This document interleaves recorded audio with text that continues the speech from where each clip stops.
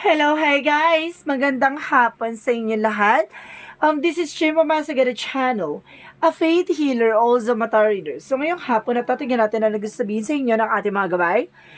This is our Archangel Michael messages for the sign of Gemini. So, Gemini, welcome to my channel. Ano kayang messages, advices, at spirit guides ang ating masasaga for today's video?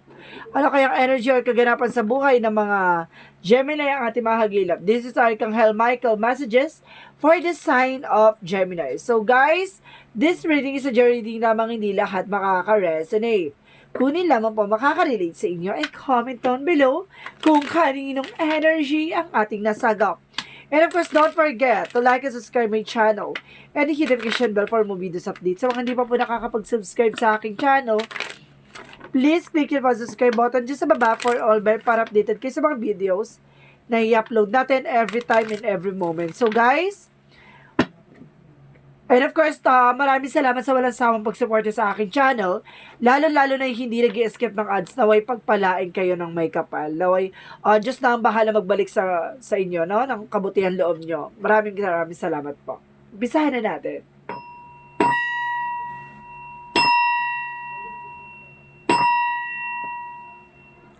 Angel Spirit Messages for the sign of Gemini.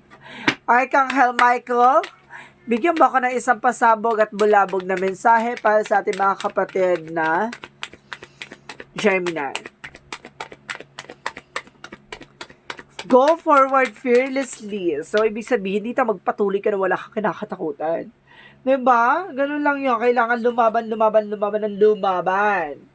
Laban na laban. Huwag ka lang maglalaban. Charis.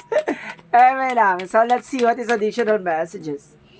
As Archangel Michael to help you from this situation. So, sinasabi sa'yo dito na humingi ka ng gabay kay Archangel Michael sa iyong sitwasyon, no? Kung may sitwasyon or nandun ka sa kalagayan mo, na hirap ka na, or something na parang namumroblema ka, at kailangan mo ng proteksyon at pangangalaga. So, sinasabi sa'yo dito, humingi ka ng gabay kay Archangel Michael na makaalis ka sa sitwasyon mo. And of course, pay attention to your dreams, no? Kailangan tumutok ka at mag-focus ka sa kung ano talaga yung pangarap mo. Kung ano ba talaga yung gusto mong gawin sa buhay mo. So, let's see what is the messages. Paano natin i-elaborate? At hihimay-himayin natin ang kwento na yan. So, let's see what is the message for you ng ating Angel Spirit at the Archangel Michael messages.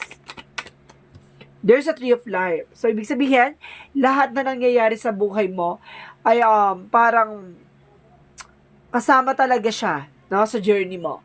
Kumbaga, there's a tree of life, parang family tree to parang may mga sanga-sanga or something. Pero ito, ganun siya. Kumbaga, sanga-sanga nito yung mga bawat na pinagdadaanan mo, yung mga bawat na, kumbaga, struggles, challenges, kumbaga, pagdating ng mga time, kumbaga nagkakaroon ka ng unlock. It's a knowledge, and of course, lesson learned, and of course, yung achievement, yun. So, ibig sabihin dito, hanggang sa makarating ka sa dulo. So, ibig sabihin, dun na yung success.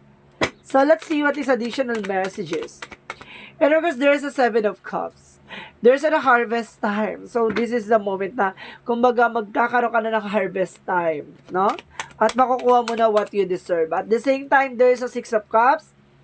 There's a past person na kumbaga sinasabi sa or there's a friend, or there's a old friend, or our relatives na sinasabi sa dito na meron dito kaugnay with the 6 of Cups. And of course, there's a temperance. So, ibig sabihin, or some of you, there's a union or reconciliation. Kumbaga may babalik, no, from the past. The temperance is the perfect timing. So, ibig sabihin dito, ibibigay ito ni God when God's will, no, or God's time. So, let's see what is additional messages. And of course, there's a 4 of coin. Kumbaga sinasabi dito, budget. Or kailangan mo magtipid at kailangan mo proteksyonan yung drones mo, no? Huwag ka maging padalas-dalas sa paggastos. At the same time, let's see. There's a magician. So, ibig sabihin dito, there's a manifestation. May mga bagay na mamamanifest ka, no? At sinasabi sa'yo dito, paano mo siya mamamanifest, diba?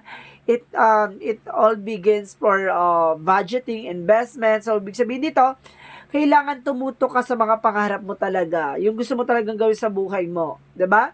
Kailangan mo, excuse me,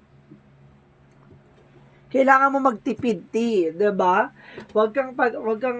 Gastos ng gastos ng walang kabuluhan. Kung mabubuhay ka pa ng mga bagay na wala pa 'yon, so be it.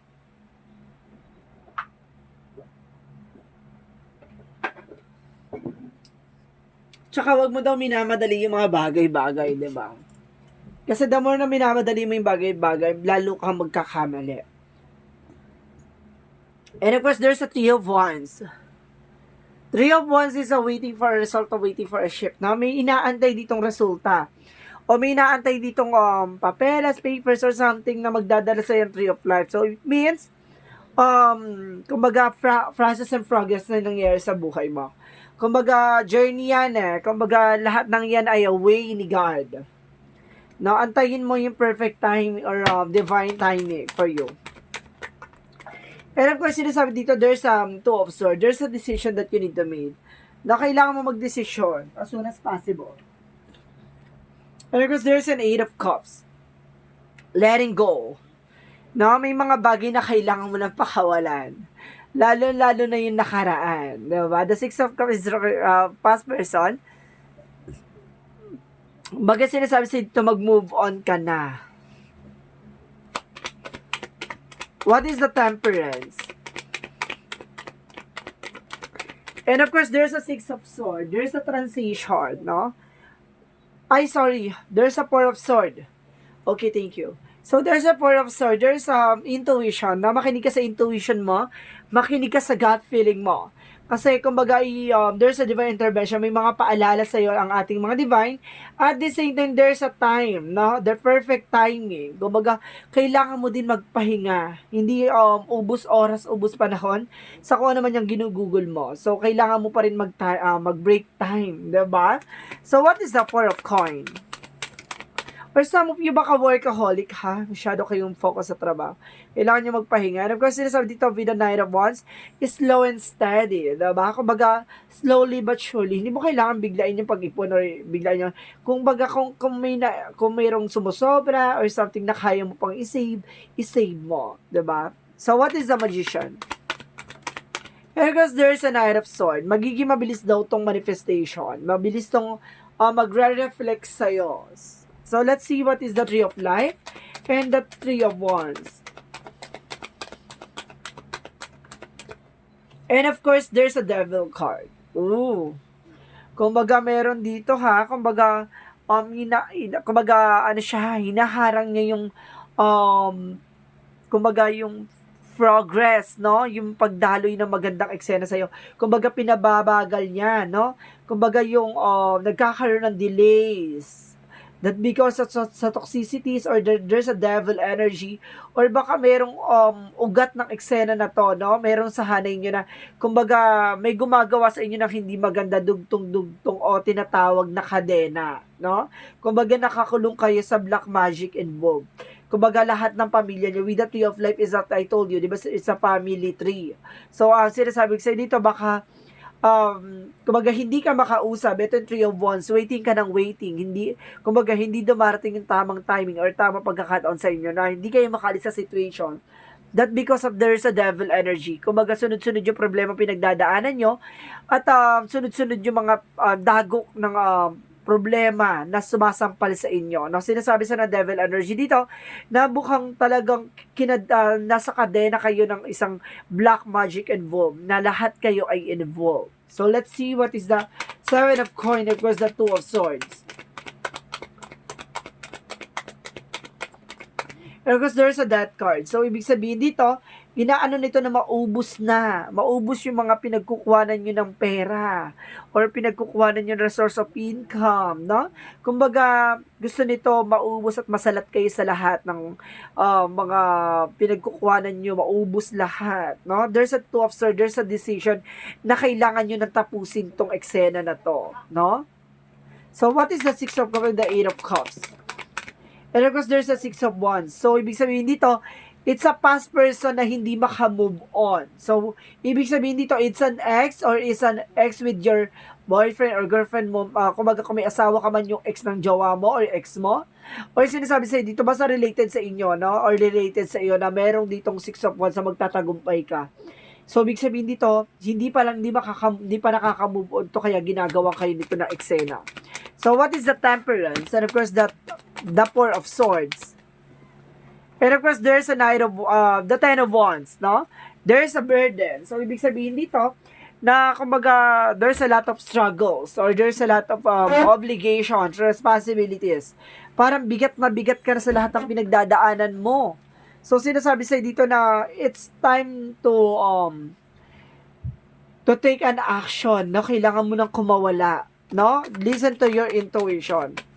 Tapos, minsan, kahit na wala ka namang ginagawa, pagod na pagod ka, that because of your stress, anxiety. So, what is the four of coin? Of course, the Knight of Wands. There's an Ace of Wands.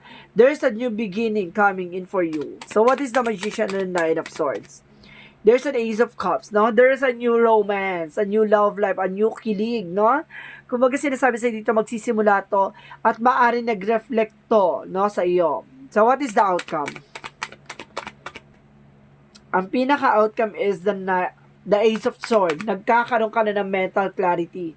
Ngayon, natuklasan mo na kung bakit nangyayari sa ito. No, you need to take an action for this and kailangan mo lumaban ng wala kang kinakatakutan. Diba?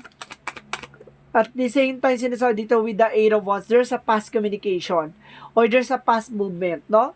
There's an email, messages, or there's a messenger from the universe or dinadaan ka sa panaginip mo, sa intuitions mo. Kumbaga may mga signs or synchronicities pero hindi ka kaya pala may pay attention to your dreams. Kumbaga sinasabi sa'yo dito, maging aware ka sa mga panaginip mo kasi doon kanya dinadala at yun yung way ni God para malaman mo yung nangyayari behind your back.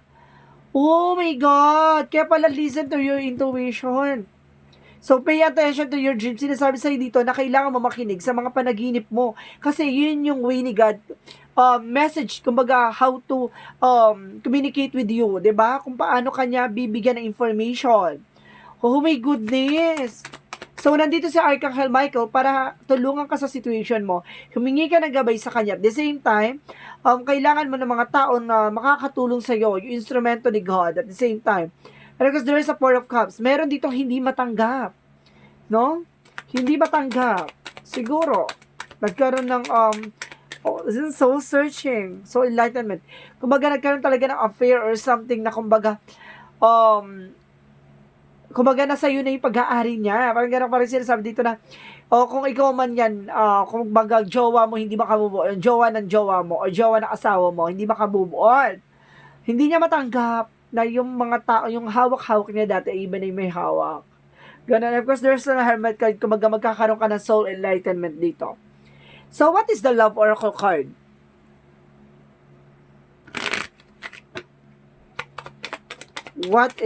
There is an act, break up, separation. Nagkaroon ng separation and break up. Stop the pattern. Kailangan mo nang putulin yung At this, I told you, girl with the snake, mayroong ahas dito. So, ibig sabihin kung ikaw ay Gemini na babae, baka yung yung asawa mo o jowa mo o partner mo, meron siyang ex na hindi makamove on. Or something na, baka yung jowa mo, kung ikaw ay Gemini na babae, yung jowa mo lalaki, tapos yung asawa nun, 'di ba? Hindi niya matanggap na kung ba mas mahal ka pa rin ng taong, 'di ba? Mahal niya, ganon. Because there's a key on the ring, so many option and decision. So let's see what is the Yin and Yang oracle card.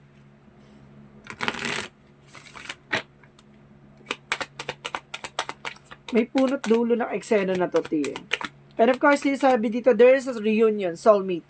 So, ibig sabihin dito, baka magkaroon ng reunion or baka nagkabalikan na kayo na person mo. Kasi hindi matanggap nito, kumbaga naging jowa niya, ba diba? Iniwan niya, tapos ikaw yung pinili. May mga ganong eksena. At the same time, there is a awakening, di ba? Kumbaga, dapat tandaan mo yun. Kumbaga, isipin mo mabuti yung nangyayari sa'yo. Magising ka sa katotohanan. And of course, there's a receive. Binibigay na ni God yung mga information na kailangan mong malaman. No? So, let's see what is the angel's messages. And of course, there is an awareness, no? And of course, opportunities. Kailangan mo na maging maingat. And of course, release. Ito kailangan mo alisin, no? yung black magic, and of course, yung negativity, and of course, go for it, ilaban mo. So, what is additional messages? And of course, sinasabi dito, there's an options, no? Kumbaga, ikaw yung pinili, di ba? Ikaw talaga yung inano. Because there's a strength card, strongest energy, no? Kailangan mo maging matapang this time. And of course, there's a music. Kumbaga, healing with yourself, with the others, and of course, from the music. Nakakatulong yung music daw sa inyo, no? So, what is additional messages? And of course, there's an indecisions, no? May mga bagay na hindi ka pa makapag-decision ngayon. And of course, there's a balance. Kailangan mo maging balance. At the same time, there's a loneliness. Hindi ka nag-iisa, 'di ba? Maraming gumagabay at maraming umaagapay sa'yo, no? Let's see what is the energy.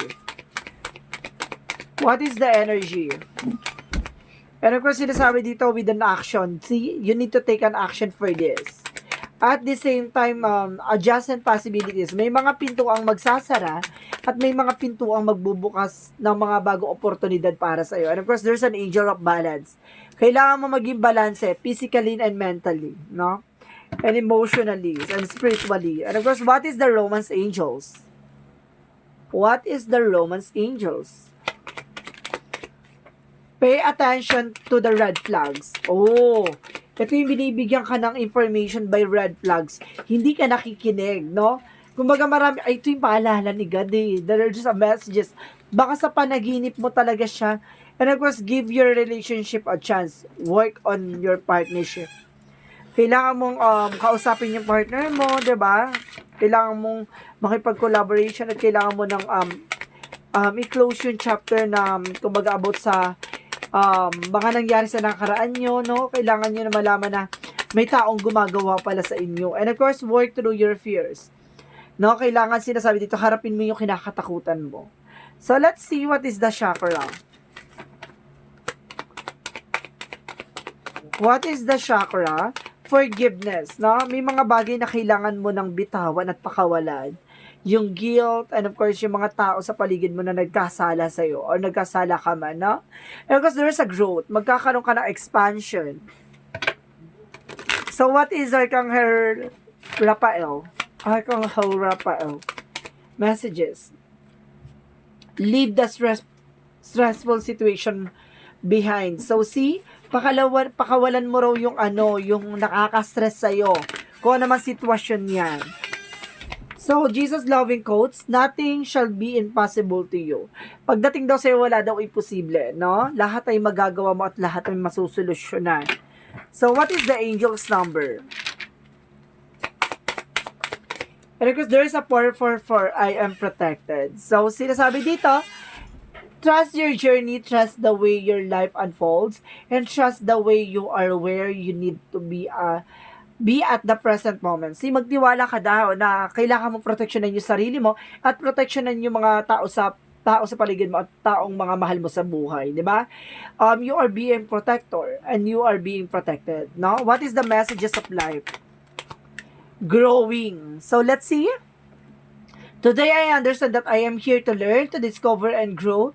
When I nourish myself with my inner light, my inner divinity grows. When I study the message that life brings me, I am improved in the eyes of God. When I strike a balance between the material and spiritual worlds, I am freed of inner conflicts. In this way, I grow my own soul. So, big sabihin nito, pinalawak at talagang parang pinatalas o dinagdagan ng mga kaalaman mo sa anumang aspeto, anumang estado, anumang kaganapan sa buhay mo, no? Parang binibigyan ka talaga ng malawak na pag-unawa at malawak na kaalaman. So, guys, this reading is Archangel Michael messages for the sign of Gemini. This reading is a general reading lamang, hindi lahat makaka-resonate. Kunin lamang po makaka-relate sa inyo and comment down below kung kaninong energy ang ating nasagap. And of course, don't forget to like and subscribe my channel and hit notification bell for more videos update. And of course, guys, maraming salamat sa walang sawang pagsuporta sa aking channel. Lalo-lalo lang hindi nag-skip ng ads, naway pagpalain kayo ng may kapal. Maraming salamat po sa inyo. And of course, Comment down below your full name, birthday, and of course location nyo kung asan man kayo sulok ng mundo. Para sa susunod na reading natin, baka energy mo na ang mahagilap at masagap ng ating energy at ng ating mga gabay. Maraming salamat and see you in the next video. Bye-bye and babush!